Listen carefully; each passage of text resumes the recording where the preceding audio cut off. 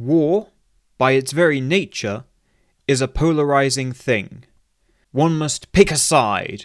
Are you with us or are you against us? But sometimes the hardest thing to do is to take no sides. Greetings, lore members, and welcome to this Dominion War special episode on neutral powers. Today we're going to be looking at the neutrals in the Dominion War, and inherently this is actually quite a blurry area. What one power interprets as being a neutral position, others might interpret as being prejudiced one way or the other. So today what we're really going to be looking at is what the stances were of the various neutral powers during the Dominion War, and how they really evolved during the war. It may seem like neutrality is the easy option, the choice to just stand still, but actually to stay neutral, truly neutral, requires a lot of active work and development. It's a very dynamic process. You've got to adapt as the geopolitical, the astropolitical landscape shifts beneath you, since ultimately the goal of remaining neutral is to stay out of a conflict. And of course, naturally, war has a certain, I suppose you might call it, magnetism to it. It's very easy to get drawn into a war, especially a total war. So, what we're going to do is we're basically just going to go through the various neutral powers of the war and look at their different stances and how they evolve. So without any further ado, let's begin. So the first neutral power, and I think the most important neutral power to talk about in the context of the Dominion War, is the Tholian Assembly. The Tholians are famously neutral. They are the most neutral people in the Alpha Quadrant. That is their thing. They are very, very firmly neutral on almost all matters. But also, critically, they're not pacifists. They are armed neutrals. Really, it's fair to say that for smaller independent states, there's a lot that will actually just follow whatever the Tholians do, because, well, the Tholian Assembly has survived for hundreds of years. So the thing to understand with the Tholian Assembly primarily is that their concerns lie in trade and territorial integrity. So when we look at the Tholians and their interactions with the various warring powers, obviously they have pre-existing relationships with the Federation and other Alpha Quadrant powers. These are largely peaceful, but not necessarily amicable relationships. The Tholians have annexed plenty of planets, but equally they are quite reasonable as well, and they are known for sticking to agreements once they have been made. The Tholians are very legalistic, and this is actually quite an important thing. The Tholian Assembly could almost be said to be the canary in the coal mine, that if the Tholians smell something is wrong, then other powers, especially smaller powers, do need to be worried. Because of course, the three major powers, the Federation, Romulans, Klingons, they're always feuding and they're always getting into spats. It's when the Tholians start to get worried that everyone else should also probably get worried. So in 2374 they sign a non-aggression pact with the Dominion, and they mean it. When they signed it as a non-aggression pact, they signed it to the letter of a non-aggression pact. They didn't see it as signing an alliance with the Dominion or anything like that. As part of that non-aggression pact, they also would not trade any lethal aid or equipment with any of the warring parties, be they Federation or Dominion, although they would still keep up with non-military related trade. I think it's fair to say that at this point in the war, as I say, the Tholians are the canary in the coal mine, and they are really weighing up both sides from their very legalistic perspective. Now, as the war went on, they began to tacitly support the Federation. This is because the Dominion demonstrated itself to actually be quite untrustworthy in a number of ways. First and foremost was during the raiding campaign of 2374, in which the Dominion flagrantly violated Romulan territory. Now, the Romulans didn't really complain audibly because they were biding their time and they didn't want to provoke the Dominion any earlier than they had to. But for the Tholians, that was a big red flag because, well, that's one of their main concerns is territorial integrity. They're a relatively small power. They can't really afford to lose any territory. And so they saw that as a pretty severe violation and showed that the Dominion couldn't be really trusted. And then after the Romulans joined the war, and we get things like the Battle of Benzar, and the Dominion begin implementing very callous, scorched earth policies and obliterating whole populations that get in their way, that's when the Tholian Assembly really turns against the Dominion.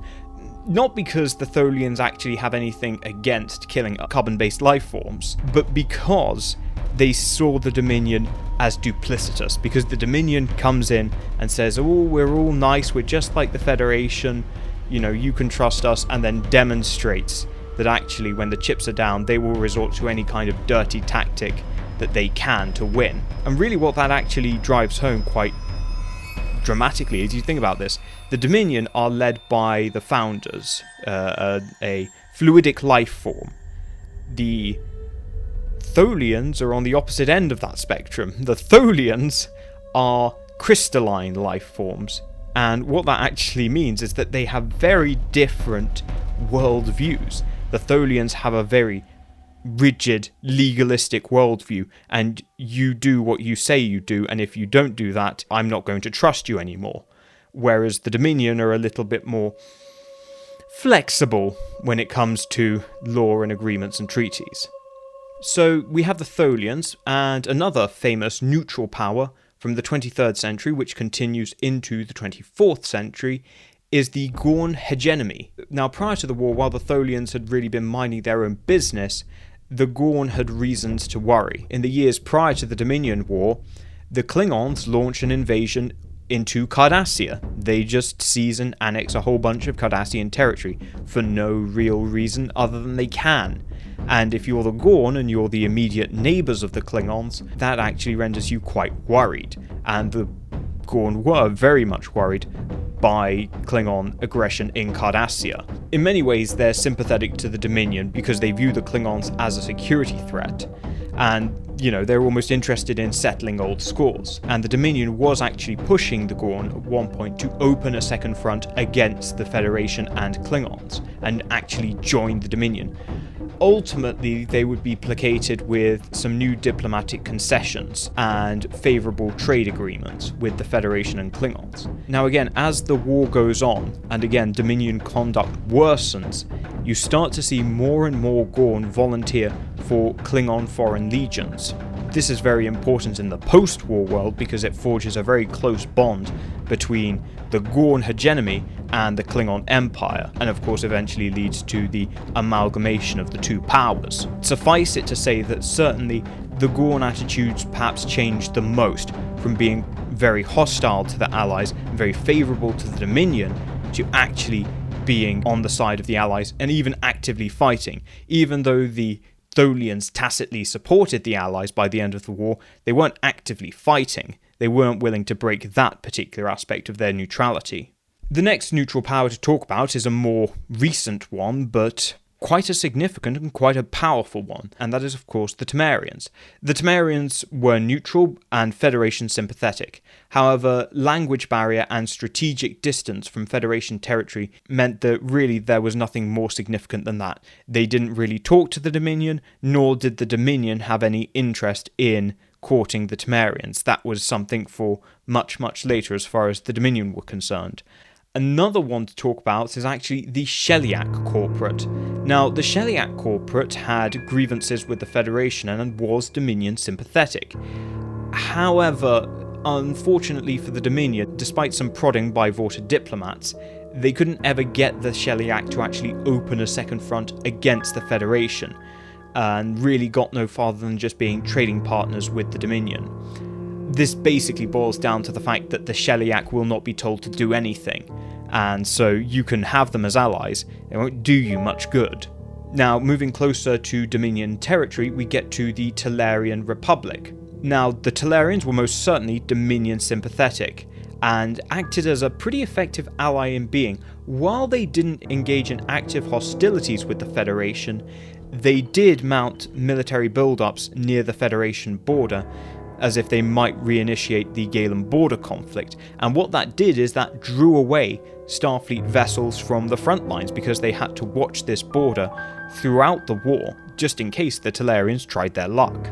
Finally, we get to the Zenkethian. Despite being almost slap bang in the middle of the conflict, the Zenkethi remained truly neutral. Perhaps this was a very deliberate decision by the Zenkethi leaders because they knew that if they did take a side, their planets would become battlefields.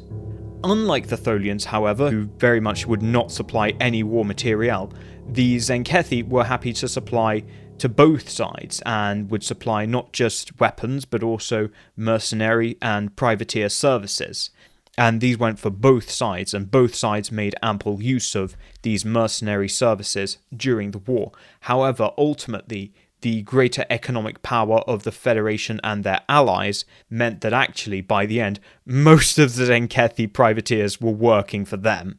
And you did get incidents where Zenkethi privateers would meet and fight, with one flying a Dominion flag and one flying an Allied flag. So those are the main neutral powers, but I want to talk about two other neutral powers, and I've sort of sectioned them off here because they're quite interesting. These are the two, what I'm going to call false neutrals. And I don't mean that in deceptive, I don't mean that they were lying when they said that they were neutral, but that inevitably the astropolitical forces that were acting upon them meant that inevitably they slipped into one side or the other. And those are the Ferengi Alliance and the Sona Solidarity. So both of these are ostensibly trading neutrals. The Ferengi mostly provide trade and financial services. The Sona provide pharmaceuticals, and they did this for both sides. However, both developed clear biases.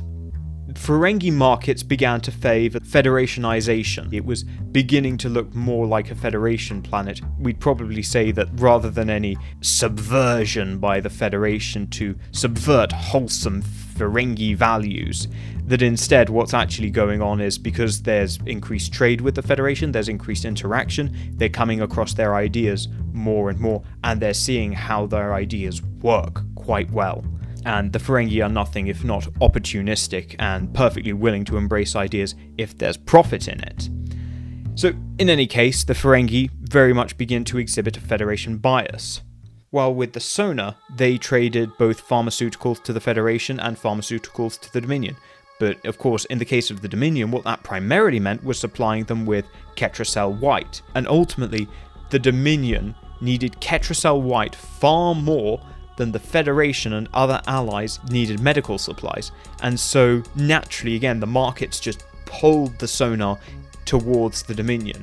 There's other things that we could perhaps talk about with regard to the Sona, such as how they mysteriously gain several very, very powerful battleships out of nowhere. But suffice it to say that the Dominion are always going to be willing to pay more for Ketracel White. There's an inherent imbalance there, and the market was, again, pulling these two neutral powers in different directions. When it comes to the Ferengi are, of course, worried about regulation. And, the Ferengi don't like Federation regulation. It's annoying. However, the Ferengi markets really ultimately realize that while short-term investment in the Dominion is profitable, when you start to look longer term at investments in the Dominion, the risk just skyrockets. And while some were willing to play those odds, eventually they get to a point where even the most foolhardy Ferengi would not put their money into Dominion markets because they knew that with the Dominion, there's basically no regulation, but they can turn around tomorrow and just like that, there's all these regulation, and we're going to take all your profits.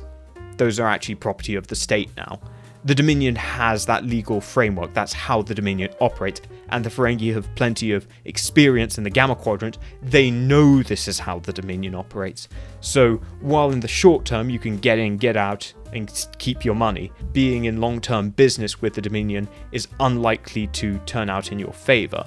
Compare that with the Federation, where the regulations of today are probably the regulations of tomorrow, and they're never going to turn around and take all your money. And if they do, then you have legal recourse. And that makes the Federation far more preferable to the Ferengi than the Dominion. It's also worth pointing out that when the Dominion lost the link to the Gamma Quadrant, that too probably made them a much less tantalizing opportunity. After all, what's the point of being allies with the Dominion if you can't get to the Gamma Quadrant. That's the best bit. I mean, currently all they have is just some holdings in Cardassia, and, you know, compare that to the Federation, the biggest economy in the Alpha Quadrant. It's not really much of a competition. Just to wrap things up, one may be neutral as a matter of principle or out of pragmatism. But ultimately in war there are two kinds of combatants, those who respect neutrality and those who don't. And the Alpha Quadrant turns against the Dominion because it is clear that the Dominion sees neutral powers merely as future conquests. The Dominion has a very binary view. You're either part of the Dominion or you're not part of the Dominion. And that's going to have to change. And really what that ultimately speaks of is the problem the Dominion has, is that it is a monopower. It is the only power in the Gamma Quadrant.